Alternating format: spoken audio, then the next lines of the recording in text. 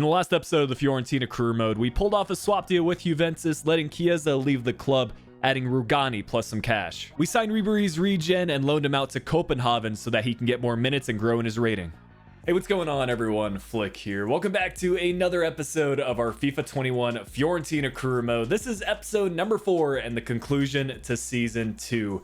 Our start to Serie A has been a little bit underwhelming. We're aiming for a top 4 finish come season's end, but of course the main focus for this season has been Europa League, which to be fair has gone extremely well. We finished second in the group stage, meaning we're through to the knockouts and the round of 32 against Benfica. Here is the squad that has gotten us this far, and taking some of your feedback on board from the comment section, it seems like you'll want to see our homegrown talent Romano featured more, so we're going to make some adjustments to our starting 11, taking Mata out of the left mid position and featuring Romano there. Keep in mind he is still on the center attacking mid development plan, so we can kind of see how this episode goes, and then at the end of the season we can make the decision whether he's going to be a winger or more of a central player for this Fiorentina squad. I greatly appreciate all the support that has been shown on this series. Your likes and comments help keep me motivated and help keep this career mode interactive, which is ultimately what I aim for. It would help a lot if you could leave a like on this video to help it reach new viewers, and of course subscribe if you are new around here so you don't miss out on future content.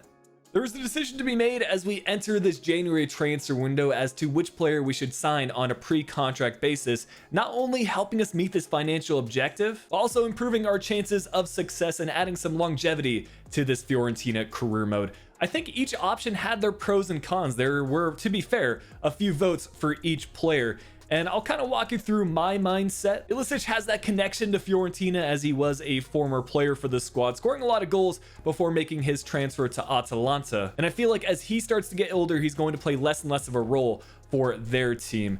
João Mario, not really someone that has featured all that much for Inter.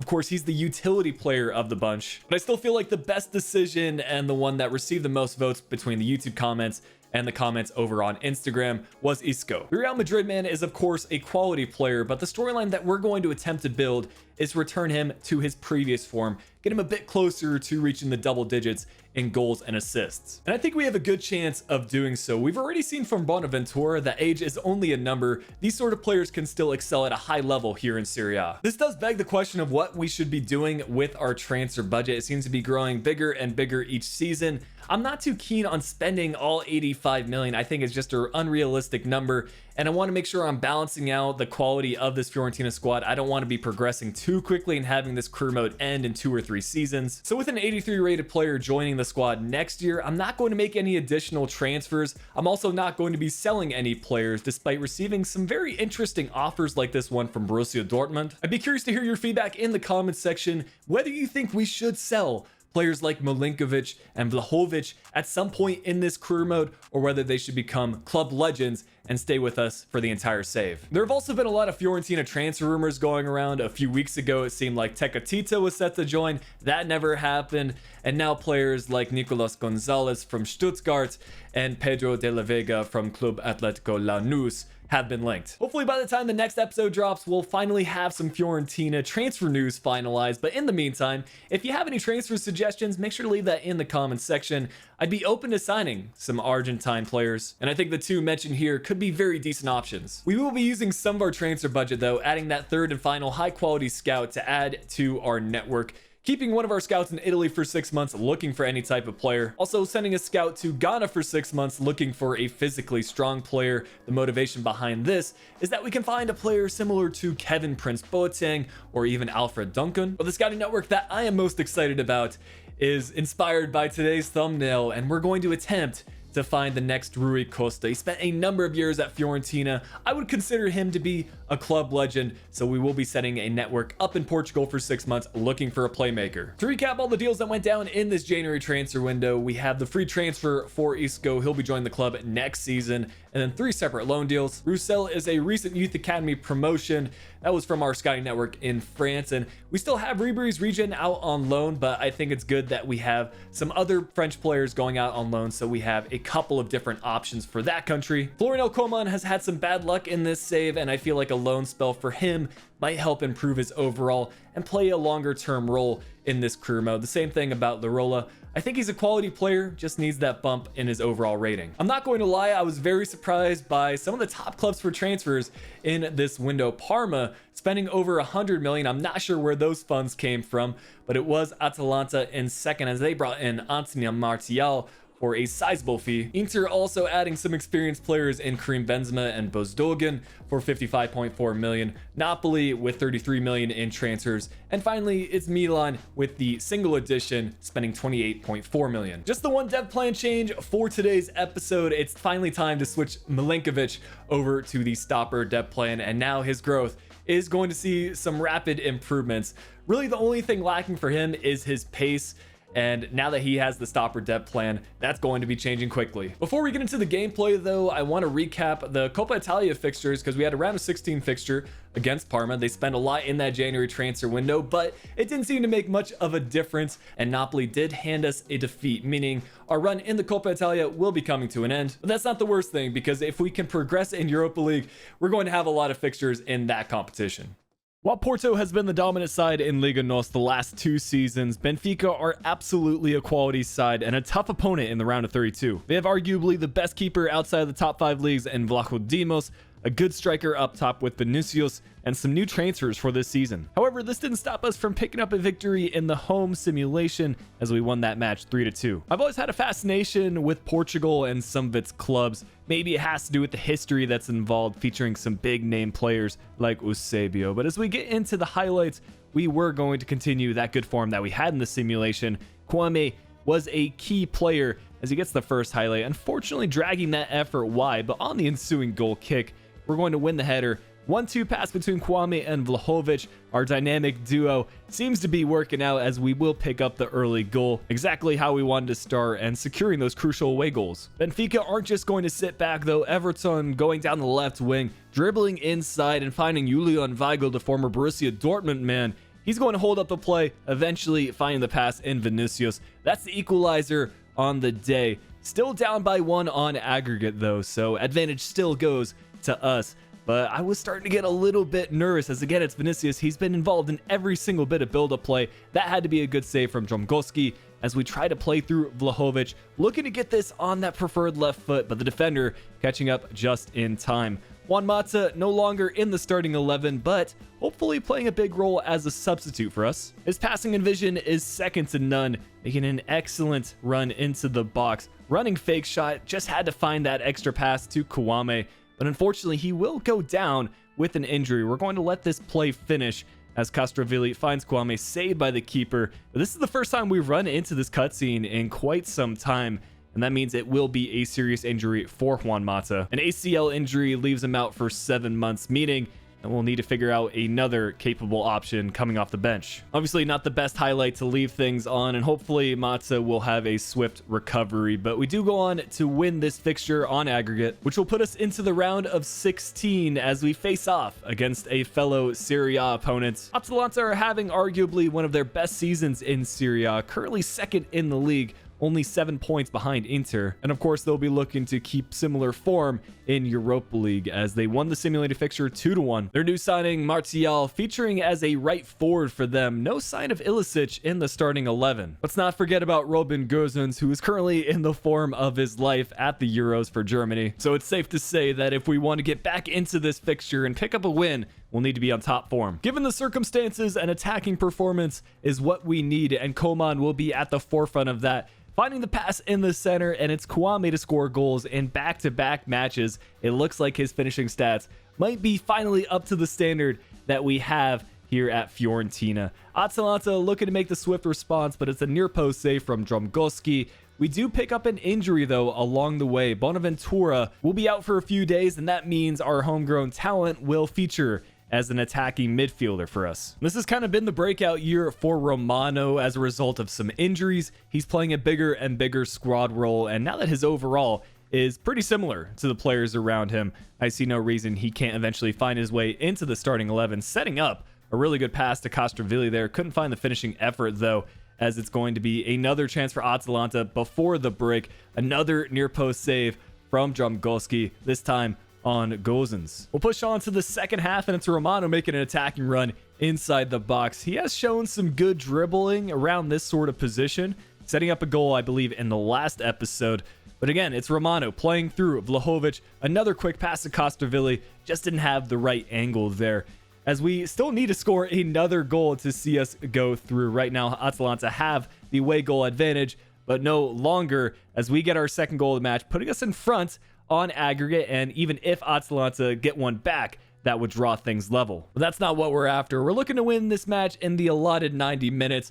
And I think Atalanta's tactics was their downfall, because stamina-wise, they did not have their players in the right position. They couldn't catch up to Coman on that situation. And it's just going to be a simple tap-in from Vlahovic. You can see Gozens there practically exhausted. Martial missing this chip shot effort, and things just weren't clicking on all cylinders for them. But we do go on to make a few defensive mistakes in this last 10 to 15 minutes. I think the lead that we had started to impact how we were playing. If we just kept the same tactics we were using all match, we could have easily gotten another goal. But now Luis Muriel pulls one back, and I was starting to get a little bit nervous. Granted, Atalanta need to score 2 more and win this match on aggregate forthright. But a lot of strange things were happening to us. Like, even on this occasion, this should have been a cleared effort, but it deflects right to the Atalanta player in the center, and they get another goal. But it was too little, too late. We get the victory, and that means we'll be the final remaining Italian club in Europa League. Pretty interesting mix of teams remaining here in the quarterfinals. It appears that the Bundesliga is the dominant league, as there are 3 teams remaining. We will be playing against one of them, and Eintracht Frankfurt. Tactics-wise, they have a very similar formation to Atalanta, which I think plays to our advantage, and an interesting mix of players. The American Timothy Chandler captaining the side at right mid. But we've got our work cut out for this one, as we lost the home fixture 2-0 on simulation. But we're not going to let that impact us. The game plan is exactly the same as the Atalanta match. We need to score goals, and we need to score them quickly. It seems like we've been hit with the injury bug as of late. Another one of our midfielders going down with a short-term injury. Castrovilli will miss a few days, and that means Romano will once again feature in this one. It's a lot of pressure to be putting on our young homegrown talent, but to be fair, he's handled it well up to this point. A good example of that here, as Vlahovic plays through Romano, utilizing some of that pace and playing a perfect ball across. It's none other than Bonaventura, our captain, to strike first in this one, cutting that deficit in half as we look to push on. This time it's Kouame played through,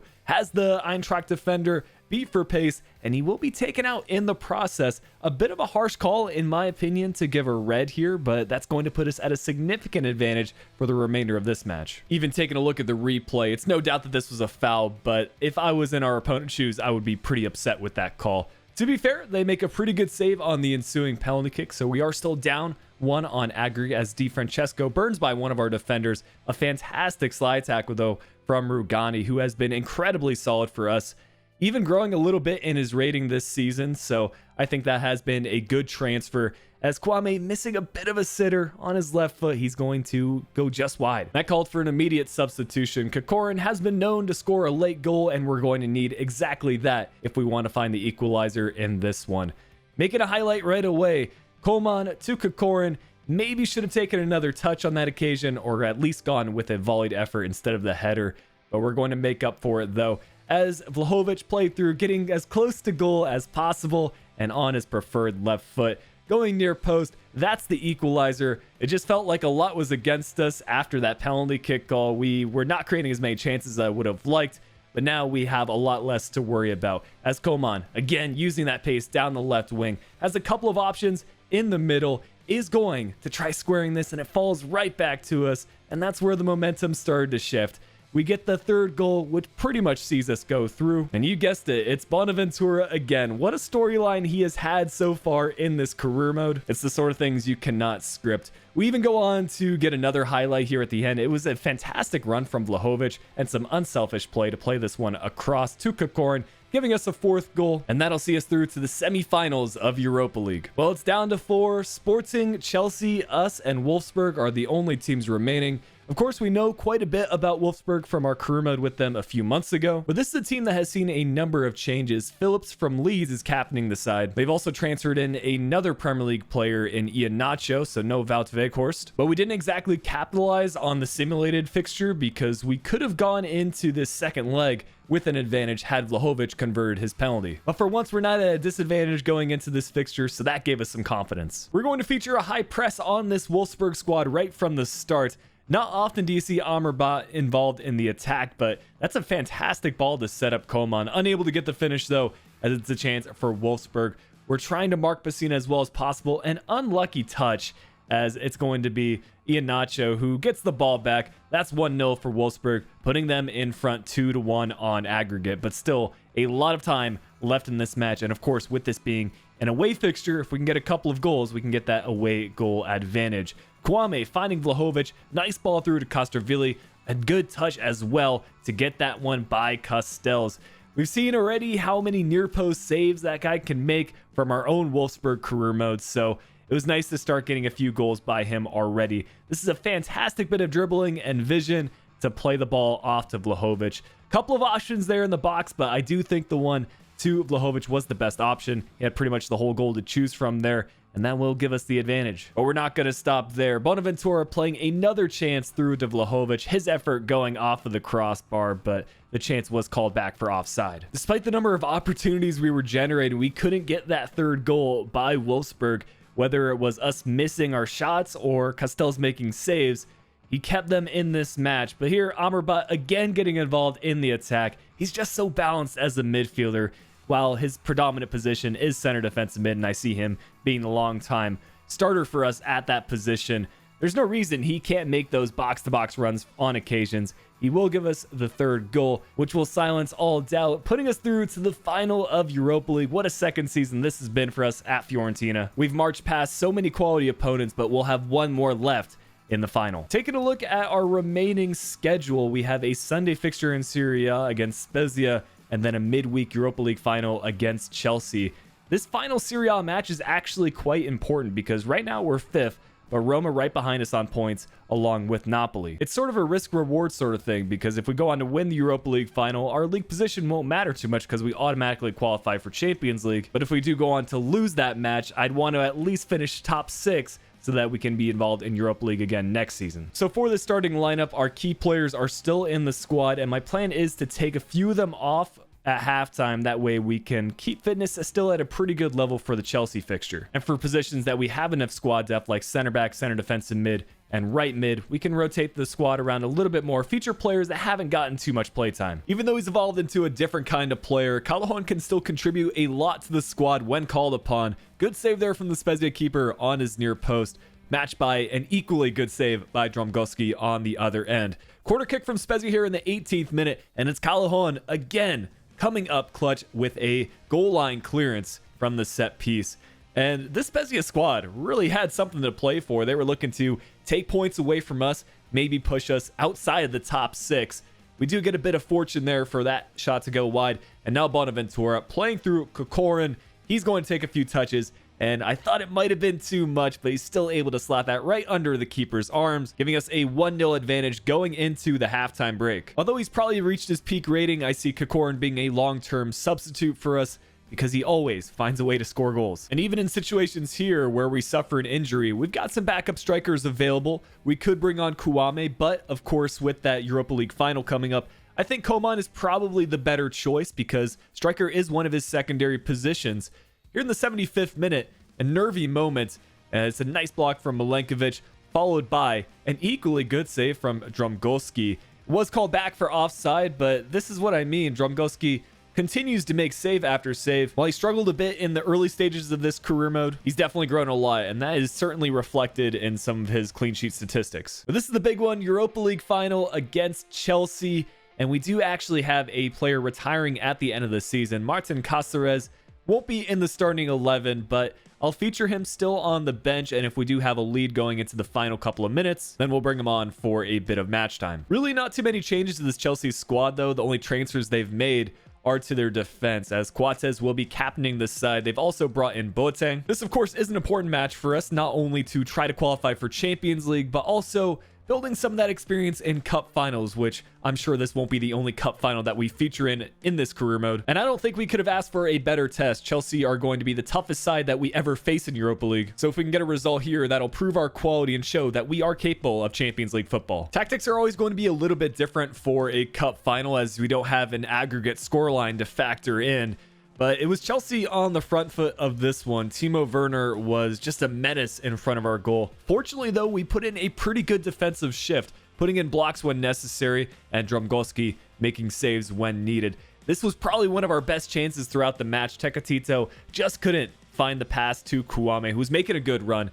And here, Ziyech, in the 62nd minute, is just dribbling around our fullbacks. We're trying to defend Mason Mount, but we just didn't get the player switching right, and that's going to be a near post goal. Chelsea strike first. Still 30 minutes left to play in this one, but this wasn't how I wanted to concede a goal. It was preventable, but we'll need to respond now. Perhaps it'll be our homegrown talent Romano that provides the change that we need. He stepped up big in today's episode, providing some cover for injured midfielders, and now he's going to need to put in a good performance in this Europa League final. Again, it's Tecatito down this right side. I think I should have played it across again there, but it's a good save ultimately from Kepa. Vlahovic in through to Romano. He's got the defenders beat for pace. It's just the lack of finishing ability, and another big save from Kepa that is going to allow Chelsea to use up some of the clock. And as we get into the 91st minute, they're just going to hang on to possession, getting into our final third. And unfortunately, the ref is not going to allow for another counterattack. I just felt like for the majority of this match, we were not the dominant team. We left it too late, and it was a couple of quality saves from Kepa that denied our goal-scoring efforts. But this will give us an opportunity to learn. I'm not sure if we were ready for the step up to Champions League football. Granted, we have some good players in our team, but if we want to compete with some of the world's best, who I would include Chelsea in that list, we need 11 players that are up to the task. This does mean that the career mode will have a slight change in direction for season 3. I think some of our highest rated players may be put on the transfer list if we receive good offers from other clubs. And depending on any Fiorentina news that comes out in the next week or so, we'll make some additional transfers. As always, if you have any suggestions for what you want to see in season 3, make sure you leave that in the comments. But fair play to Chelsea. We'll have to wait for another day to lift a trophy, and I have no doubt we'll get another chance in the future. We'll switch over now to the end of season recap, cover our full squad statistics, who some of our standout players were, and who might no longer have a future at the club. Looking back on this career mode so far, I feel like we slightly overperformed in season 1 and underperformed in season 2. It would have been great to cap off the season with that Europa League win and put us into Champions League, but we'll try to redeem ourselves next year and win that competition. The money that Inter spent this season was just too much for other clubs to handle, as they won Serie A by a fairly good margin. As far as the clubs that would have hypothetically seen relegation, Genoa, Spezia, and Crotone finishing bottom 3. And can I just mention, Parma spent 100 million in January, yet they finished 17th in the league. Not sure if that's super realistic from career mode there, but still pretty funny. I had zero expectations for Bonaventura to play as big of a squad role as he has had so far for us, but it has been amazing to see him develop here at Fiorentina. 32 years old and still a +2 in his rating. Probably had the most appearances for the club, and he certainly had the most goals. 21 goals from 54, 18 from 50 from Vlahovic, and Kouame with 17 from 47. Tecatito will reach the double digits for assists along with Bonaventura. Vlahovic will finish third in assists with 7 from 50. That stopper dead plan has been super effective for Milinkovic. He saw a +5 in his rating, up to an 83 overall. And as we switch over to the top statistics for Serie A, I feel like it paints a pretty fair picture for where we need to improve in this team. Bonaventura was the only player in our squad to finish in the top 15 for goals, 13 from 37. But as we switch over to assists, again, it's Bonaventura leading the way. Tecatito, to be fair, had the second most assists for the club and the third most assists in the league. But the staple of this Fiorentina squad has been our defense. We've been one of the best defensive sides in the league, and Dromgoski has been a big part of that. 17 clean sheets from 38 appearances, and as the top goalkeeper in the league, he has earned himself a new pair of gloves. These purple and green ones, I think, fit perfectly for the Fiorentina color scheme. But recapping some of the other competitions this season, it was Juventus that saw a victory in the Copa Italia with a 2-0 victory against Napoli in the final. Atletico Madrid winning the Champions League 2-1 over Manchester City. And then, of course, unfortunately for us, we lost in the Europa League final 1-0 to Chelsea. This season has been amazing for adding some more players to our youth academy. I think we have some future icons in the squad now, starting with Mauro Grosso, center attacking mid / center forward from Italy. Other than the fact that he's left-footed, his stats are pretty much similar to Roberto Baggio. This is where I'm actually going to incorporate the decision for today's episode. I'm going to outline 3 different Portuguese players that I think could be good center attack mid slash center forward options. And then what I want y'all to do is leave a comment which one of those three you think can be the next Rui Costa for us here at Fiorentina. Starting with Emilio Barros, he's a right midfielder by default, but as we take a look at his overall statistics, I think he could easily be a center attacking mid. Gabriel Moreira is another promising player, center forward by default, 86 to 94 potential, already very gifted in his dribbling statistics. I think if we can work on the passing, he could certainly be amazing for us. And finally, Hugo and Magellan, a center mid, center defense mid, and center attack mid. He can play anywhere in the center of the park. 84 to 94 potential, left-footed by default. And if he doesn't become a center attacking mid, we might even use him as a box-to-box player. But as we recap the entire squad statistics, I feel like there are some decisions for us to make for next season. Being on pretty much the same level, competing in Europa League and trying to finish top 4 in Serie A, it might be time for us to transfer list some players. I've proposed Milinkovic and Vlahovic as options, but players like Tecatito are also in the running because their overall is much higher than the other players in the squad. If you have any opinions on the matter, I'm more than open to hearing them, so drop a comment with that information. But I do want to give the thanks to channel members for supporting what we do here on YouTube. If you ever want to learn more about the membership program, click the join button right underneath the video. But I can tell you one thing, next season will be big here at Fiorentina. I've already got some storylines in mind, and depending on what direction you all want to see the save go, we might add some more along the way. If you enjoyed today's video, make sure you leave a like, subscribe to the channel if you are new. But until next time, this has been Flick. I'll be talking to you all again soon.